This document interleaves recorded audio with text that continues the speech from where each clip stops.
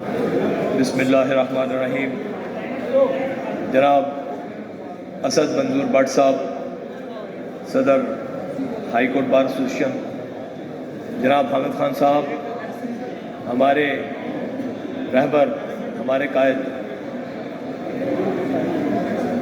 آج ایک مرتبہ پھر لاہور کے عظیم، قابل قدر اور مجاہد وکلاء نے پہلا قدم اٹھایا ہے ایک بہت عظیم جدوجہد کی طرف، جو ان لاہور کے وکلاء کی تاریخ کا حصہ ہے۔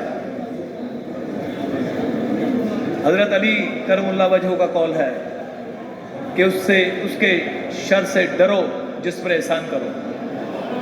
مجھے وہ وقت یاد ہے کہ جب 2007 میں کراچی حال تھا، کراچی شہدا حال، اس میں اسی طرح قائدین بیٹھے تھے۔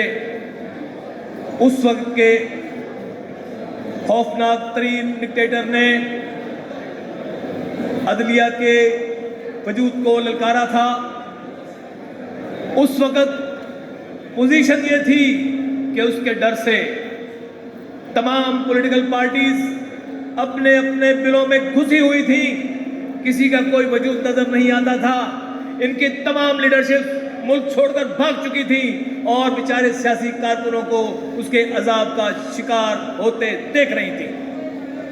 کوئی ایسا ادارہ نہیں تھا کہ جو مشرف کے خلاف کھڑا ہو، لیکن مشرف سے ایک غلطی ہوئی۔ وہ یہ غلطی ہوئی کہ اس نے عدلیہ کے اس ادارے کو چھیڑ دیا جس کے وقار، جس کی عظمت اور جس کے تحفظ، بقا کے تحفظ کی ضمانت جو وکلاء وہ خود موجود ہے۔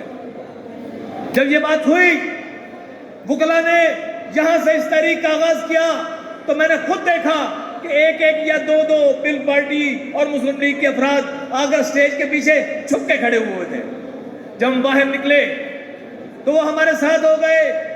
جب اسلام آباد میں پہنچے تو ہر پولیٹیکل پارٹیز کا ایک ایک یا دو دو جھنڈے والے آنے شروع ہوئے، ان کو موقع ملا، ان کو بریتھنگ سپیس ملی۔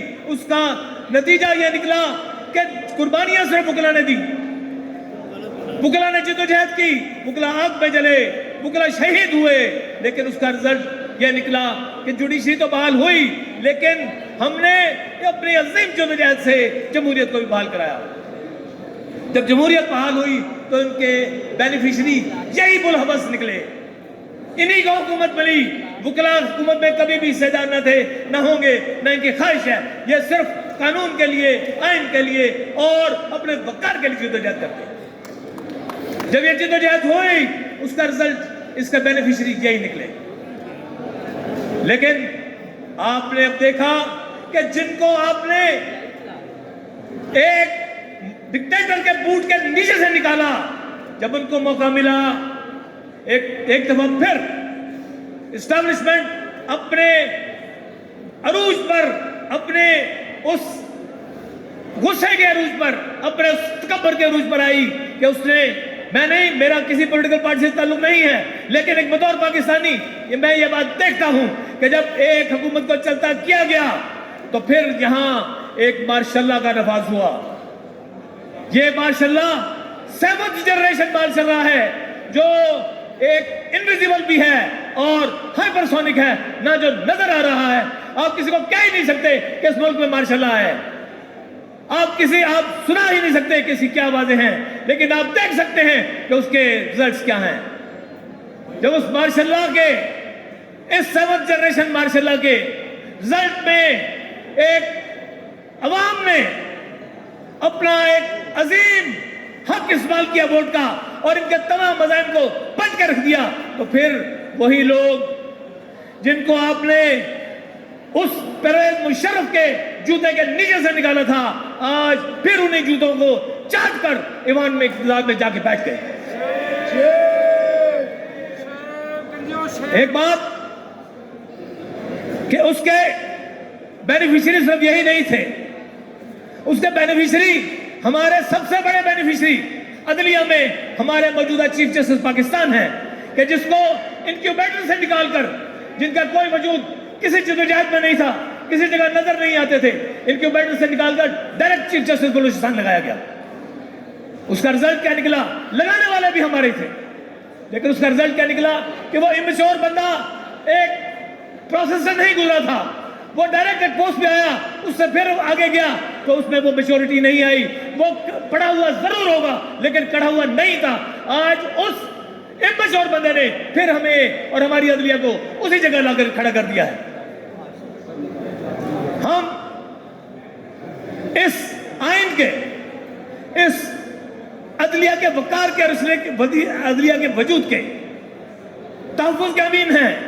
आज फिर वही बात हो रही है कि जो अमेंडमेंट आ रही है, पहले तो अदलिया के को पाबंद किया गया था, अब अदलिया को तबाह करने का और अदलिया को बिल्कुल ही महदूद करने का जो मंसूबा बनाया जा रहा है, हम कभी भी इसको कामयाब नहीं होने देंगे। ये हमारा फर्ज है। मैं अपनी लीडरशिप से इस बात की दरखास्त करूंगा कि पहले की तरह एक कोऑर्डिनेशन काउंसिल बनाए, स्टीयरिंग कमेटी बनाए, मुकल्ला के बहुत अवाम के पास भेजें, बार स्टेशन में भेजें और जल्द ही एक तहरीक शुरू करें। ये ना हो कि देर हो जाए, लेकिन इंशाअल्लाह हमें और हमारे दोस्तों को और अवाम को कुर्बानियों की आदत है। अगर अवाम ने अपने वोट के साथ एक बुलेट वालों का मुकाबला किया है और उनको अपना अज़म दिखाया है, तो फिर आज ये हमारी बारी है कि हम अज़म दिखाएं, हम हौसला करें, हम कुर्बानियों की दास्तान फिर रकम करें। तो इंशाअल्लाह उसके लिए हम भी तैयार हैं और हमारी लीडरशिप भी बहुत शुक्रिया।